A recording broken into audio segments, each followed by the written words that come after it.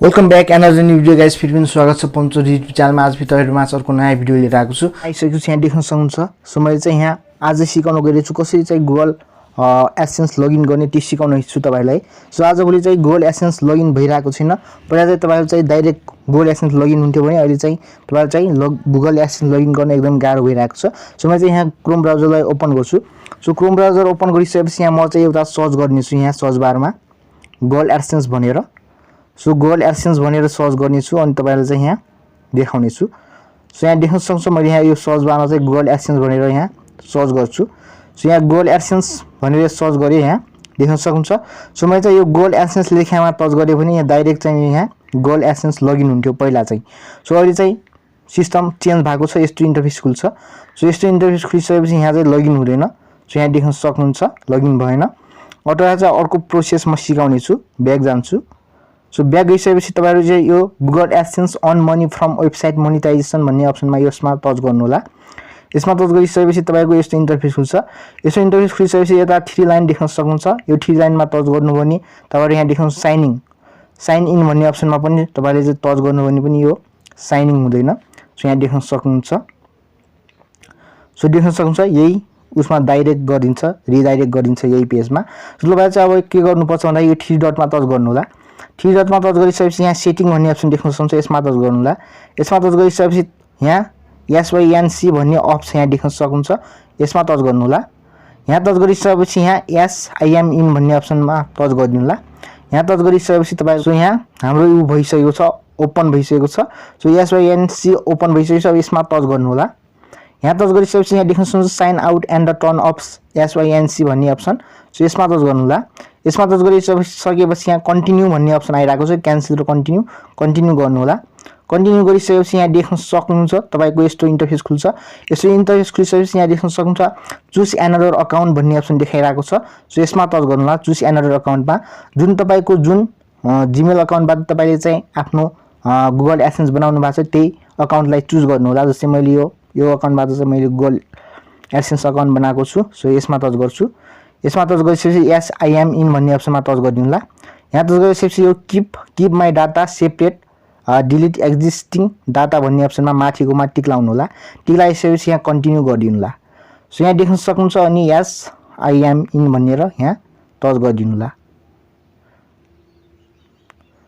so देख्न सक्नुहुन्छ हाम्रो यो सेटअप इन प्रोग्रेस हुँदैछ यहाँ सो यहाँ अन भइसकेको छ अहिले सो चाहिँ तपाई ब्याक जानु होला ब्याक गइसकेपछि फेरि तपाईले चाहिँ यहाँ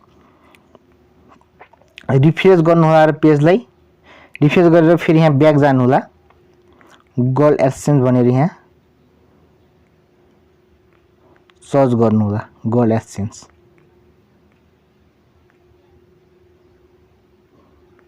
सो गुगल एडसेन्स भनेर सर्च गर्नु भने यहाँ यस्तो इन्टरफेस खुल्छ यस्तो इन्टरफेस खुलिसकेपछि तपाईहरु यहाँ देख्न सक्नुहुन्छ अब यो Google AdSense earn money from website मोनेटाइजेसनमा टच गर्नु होला टच गरिसकेपछि यहाँ देख्न सक्नुहुन्छ यस्तो इन्टरफेस खुल्यो अब यस्तो इन्टरफेस खुलिसकेपछि यो फेरि यो 3 लाइनमा टच गर्नु होला 3 लाइनमा टच गरिसकेपछि यहाँ देख्न सक्नुहुन्छ तपाईको चाहिँ यहाँ साइन इन भन्ने अप्सन यसमा टच गर्नु होला यसमा टच गर्नु भने तपाईको चाहिँ यो तपाईको गुगल एडसेन्स चाहिँ साइन इन भइहाल्छ यहाँ देख्न सक्नुहुन्छ लोड हुँदैछ यहाँ देख्न सक्नुहुन्छ सो देख्न सक्नुहुन्छ यहाँ खुल्यो गुगल एडसेन्स सो यो तरिकाले तपाईहरु चाहिँ गुगल एडसेन्स अकाउन्ट चाहिँ यहाँ लगइन गर्न सक्नुहुन्छ सो देख्नुहुन्छ यहाँ चाहिँ तपाईहरु चाहिँ ब्यालेन्स हेर्न सक्नुहुन्छ यसरी तपाईहरुले पनि गर्न सक्नुहुन्छ सो यो चाहिँ गुगल क्रोमबाट कसरी हेर्ने मैले त्यो सिकाए भने अब तपाईहरु चाहिँ अर्को तरिकाले सिकाउने छु सो ब्याक जान्छु सो अब तपाईहरु चाहिँ यो जीमेल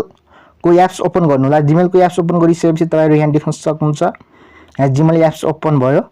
ओपन भइसकेपछि यहाँ तपाईको यसमा यो तपाईको यो जुन लोगो छ यसमा टच गर्नु होला यसमा टच गरेपछि यहाँ गुगल अकाउन्ट भन्नेमा टच गर्नु होला टच गरिसकेपछि यहाँ देख्न सक्नुहुन्छ यहाँ यस्तो इन्टरफेस खुल्छ यस्तो इन्टरफेस खुलिसकेपछि तपाईहरु यहाँ देख्न सक्नुहुन्छ डाटा एन्ड प्राइभेसी भन्ने यसमा टच गर्नु होला यसमा टच गरिसकेपछि यहाँ तल स्क्रोल गर्नु होला यसो माथितिर स्क्रोल गरिसकेपछि यहाँ तपाईको एउटा उ देख्न सक्नुहुन्छ यहाँनिर देख्न सक्नुहुन्छ तपाईहरुले एप्स एन्ड सर्भिसेस भन्ने सो यसमा यो एप्स एन्ड सर्भिसेसमा टच गर्नु होला टच गरिसकेपछि यहाँ देख्न सक्नुहुन्छ ओपन हुँदैछ सो ओपन भइसकेपछि यहाँ तपाईहरुले देखाउने छु सो यस्तो इन्टरफेस खुल्छ यस्तो इन्टरफेस खुलिसकेपछि यहाँ देख्न सक्नुहुन्छ तल स्क्रोल गर्नु होला माथितिर स्क्रोल गर्नु होला यहाँ सो स्क्रोल गरिसकेपछि यहाँ देख्न सक्नुहुन्छ एडसेन्स भन्ने अप्सन सो एडसेन्स भन्ने अप्सनमा टच गरिसकेपछि सेटिङ भन्ने अप्सन देख्न सक्नुहुन्छ यसमा टच गर्नु भने तपाईले चाहिँ यहाँ चाहिँ तपाईको चाहिँ ओपन हुन्छ यहाँ देख्न सक्नुहुन्छ यहाँ हुँदैछ यहाँ Google AdSense ओपन हुँदैछ यहाँ देख्न सक्नुहुन्छ यसरी जीमेल बाट पनि डाइरेक्ट ओपन गर्न सक्नुहुन्छ सो यहाँ देख्न सक्नुहुन्छ यहाँ ओपन भयो सो यहाँ त तपाईको अर्निङ देखाएको छैन तपाईले चाहिँ यहाँ यो जुम गर्छु म जुम गरिसकेपछि यहाँ तपाईहरु यहाँ देख्न सक्नुहुन्छ यो थ्री लाइनमा टच गर्नु होला थ्री लाइनमा टच गरिसकेपछि यहाँ पेमेन्ट भन्ने अप्सन देख्न सक्नुहुन्छ यो पेमेन्ट भन्ने अप्सनमा टच गर्नु होला पेमेन्ट भन्ने अप्सनमा टच गरिसकेपछि यो तलको यो पेमेन्ट इन्फो भन्नेमा टच गर्नु होला यहाँ टच गर्नुभयो तपाईको चाहिँ यहाँ तपाईको अर्निङ कति भएको छ त्यो तपाईको यहाँ शो हुन्छ यहाँ देख्न सक्नुहुन्छ सो यहाँ देख्न सक्नुहुन्छ यसरी तपाईले चेक गर्न सक्नुहुन्छ यसैगरी तपाईले चाहिँ आफ्नो Google AdSense ओपन गरेर त्यहाँ चाहिँ कति अर्निङ भइरहेको छ भनेर चाहिँ तपाईले चाहिँ यहाँ गर्न सक्नुहुन्छ सो भिडियो कस्तो लाग्यो कमेन्ट्समा कमेन्ट गरिदिनु होला सो आजको भिडियो यति नै थियो आई होप तपाईलाई चाहिँ भिडियो मन पर्यो लाइक भिडियो मन पर्छ भने लाइक कमेन्ट गरिदिनु होला च्यानलमा नयाँ हुनुहुन्छ भने सब्स्क्राइब गरेर सँगै आउने बेल आइकनलाई प्रेस गरेर अल भन्ने नोटिफिकेसन अन गरिदिनु होला ताकि यस्तै नयाँ भिडियो तपाईहरुमा लिएर आउने छु सो थ्यांक यू गाइस